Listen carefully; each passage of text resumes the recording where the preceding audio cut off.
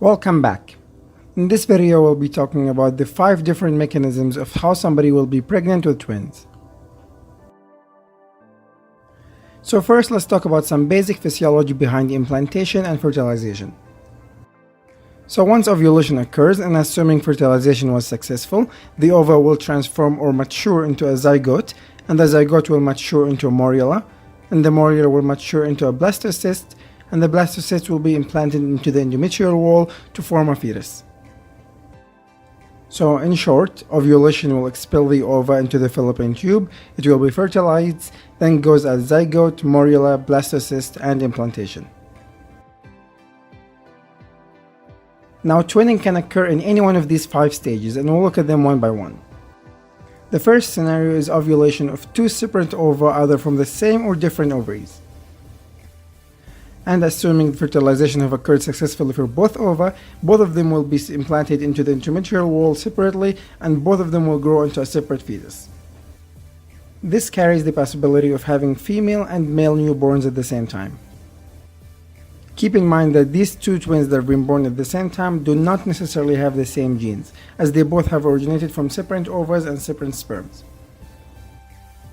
And they will be dichorionic and diamniotic, and this means that there will be 2 separate placentae and 2 separate amniotic sacs.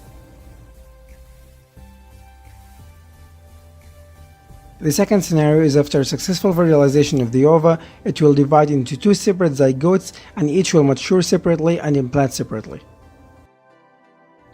Keep in mind that this will create an identical twins because they both share the same ova and the same sperm. This also will have a dichorionic diamniotic feature, which is 2 placentae and 2 amniotic sacs, because 2 separate processes of implantation have occurred. The second mechanism is in the moriola phase, which is the most common way. So in this scenario, the moriola matures up into 2 different groups of cells within the moriola wall, and each group of cells will mature into different fetus. So once again, they share the same ova and same sperm, so they're going to be an identical twins, but they'll be monochorionic and diamniotic, so 1 placenta and 2 amniotic sacs.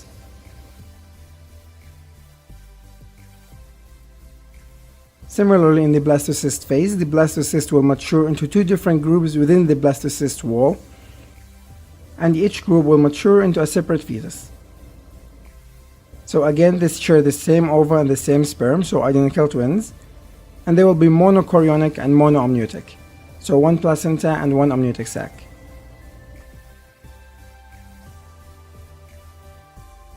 And finally, within the process of implantation and forming a fetus, as the fetus develops, the cells that makes the fetus will divide into 2 cells or 2 groups of cells that will make 2 different fetuses. So this will make a conjoined twins and monochorionic monoamniotic.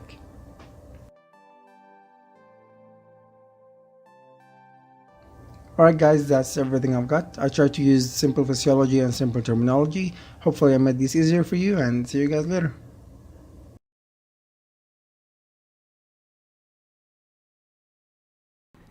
Hey, this is Kendrick with worldmedicalschool.org. We're going to talk about polyhydramnios and oligohydramnios. So poly means a lot, in hydramnios is amniotic fluid, so a lot of fluid versus a little fluid, oligohydramnios. A lot of fluid is defined by an amniotic fluid index above 20 centimeters on ultrasound. We'll talk about how you get the AFI in a second, whereas the oligohydramnios AFI is under 5 centimeters.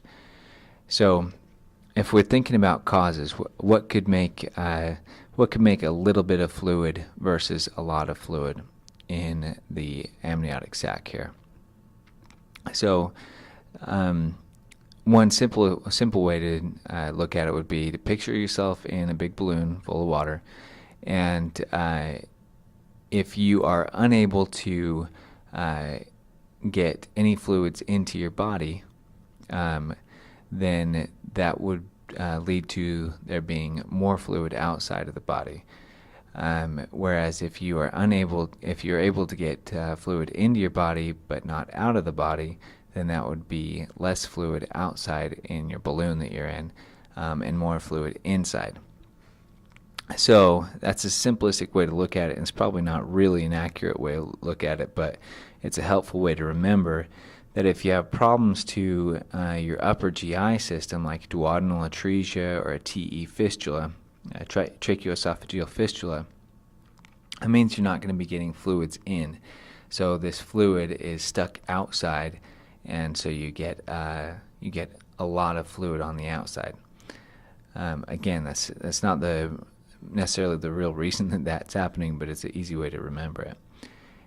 Whereas with oligohydramnios, if you have, for example, complete renal agenesis, then you can't get the fluid outside. So you're gulping the amniotic fluid down, but you can't get it out because you don't have kidneys to put it out with, or you have some kind of genitourinary obstruction that's keeping you from getting the fluid out.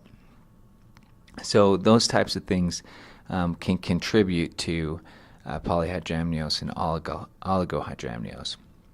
Another thing that is fairly easy to picture is this multiple gestation, or the twin-twin transfusion question. So as you see in the picture here, if you have two babies that are sharing the same placenta, they may not be sharing equally, which I know is hard to imagine if you have two kids that they might not share equally. But that's the case in some of these kids, where one of them is getting more than enough fluid, and one of them might be not getting enough fluid. So we call that the twin-twin transfusion. So there's also maternal diabetes, which I'm not sure the mechanism on that one.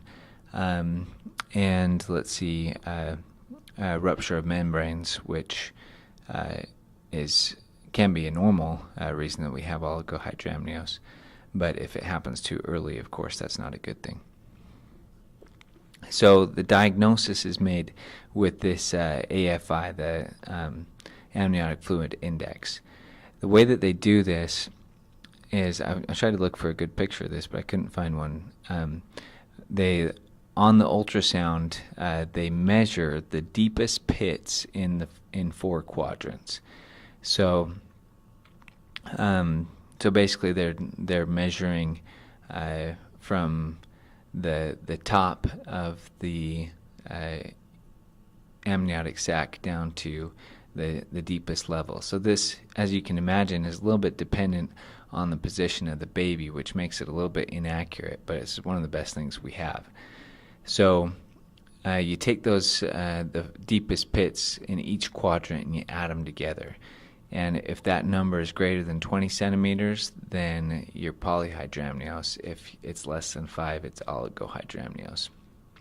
Of course, while you're in there with the ultrasound, you're going to want to look for some abnormalities, like, for example, I don't know if you can see duodenal atresia on that, but certainly renal agenesis you'd be able to pick up. And those would be important things for the parents to know. So the treatment, you got to treat the underlying cause. Let's go back to the causes page. If the mother does have just diabetes, then you treat the diabetes.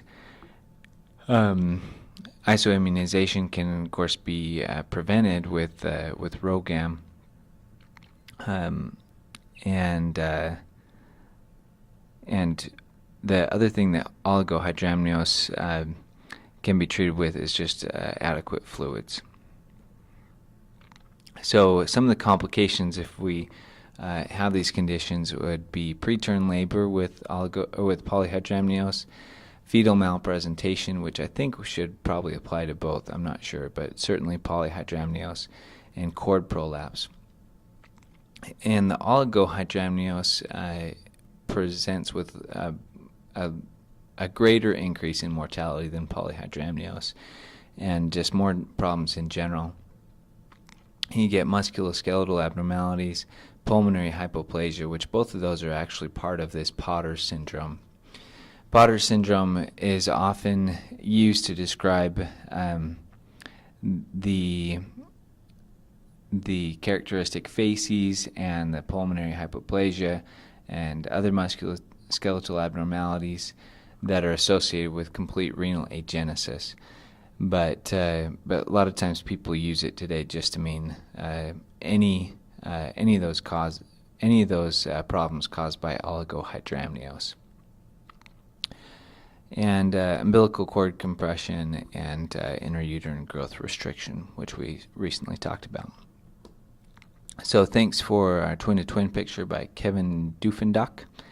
And if you want to be involved, if you would leave a comment below, particularly if you would leave a comment that quizzes the next person watching the video on the content of the video, or you can go to worldmedicalschool.org/volunteer to get more involved. Thanks.